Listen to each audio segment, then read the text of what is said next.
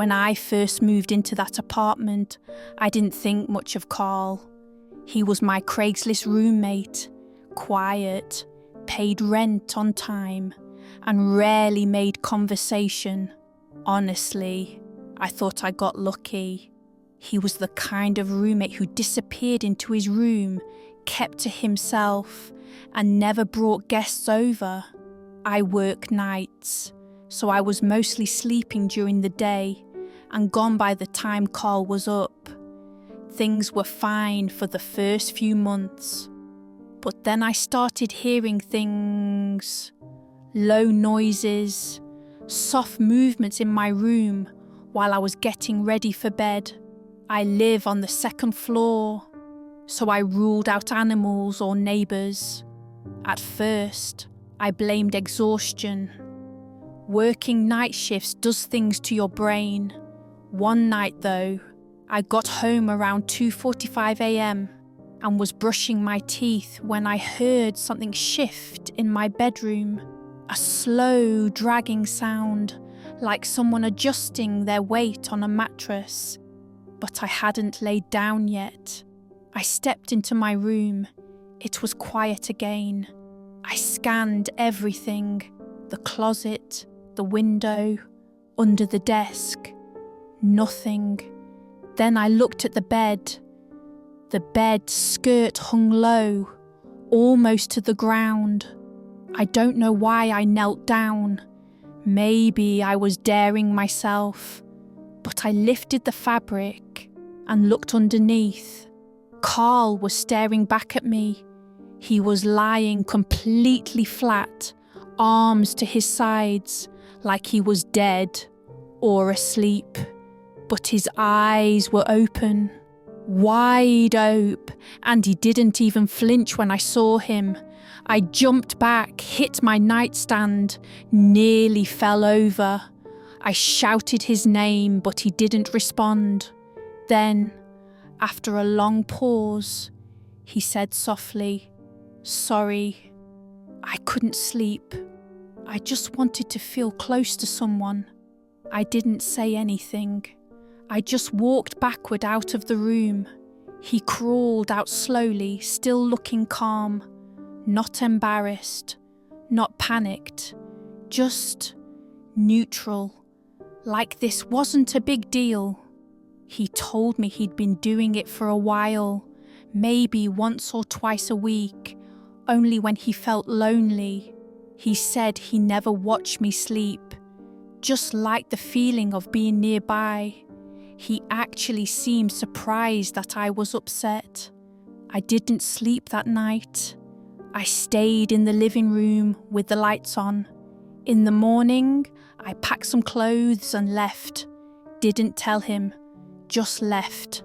I crashed on my friend's couch for a few days, called the landlord, broke the lease, and arranged to move my stuff out when Carl wasn't home.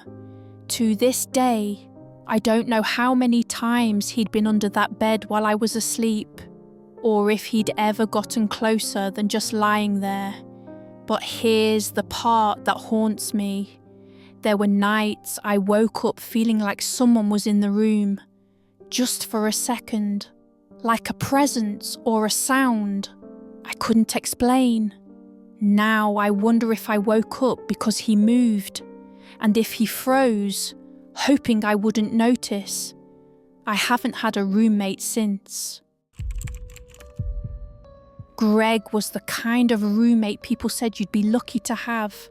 Clean, polite, paid rent early, kept to himself. When we first moved in, I thought I hit the jackpot. We shared a 2-bedroom apartment near campus. He was a bit awkward socially, but who cares? I wasn't looking for a best friend, just someone who wouldn't steal my food or throw parties on a Tuesday. For the first couple months, it was exactly that. Easy, quiet, normal.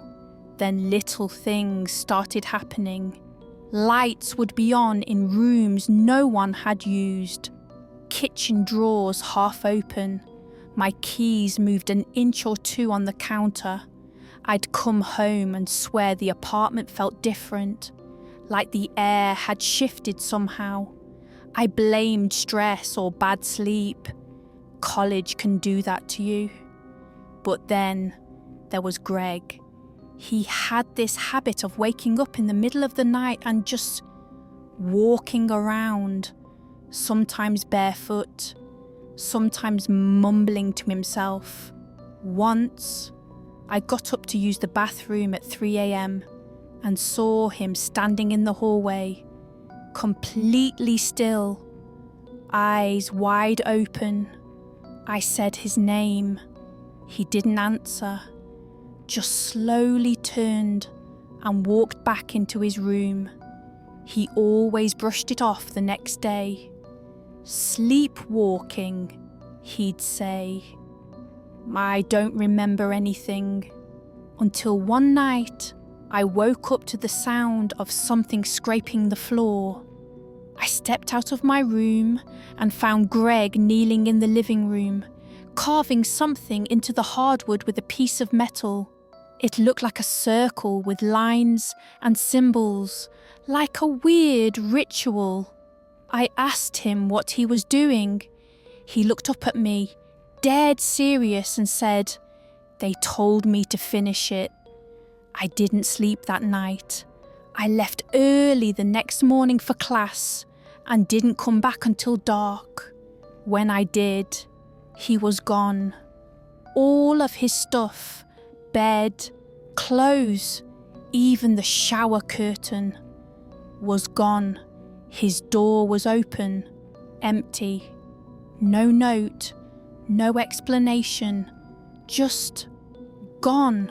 I thought maybe he'd moved out suddenly, but the rent hadn't been paid for the next month. His number went straight to voicemail. I called his job. They said he hadn't shown up in 3 days. I even reported it to the police, but they said adults had the right to disappear if they wanted to. I tried to forget about it, cleaned up the mess in the living room, deleted his number, but a week later, while cleaning out the hallway closet, I found a shoebox with my name on it.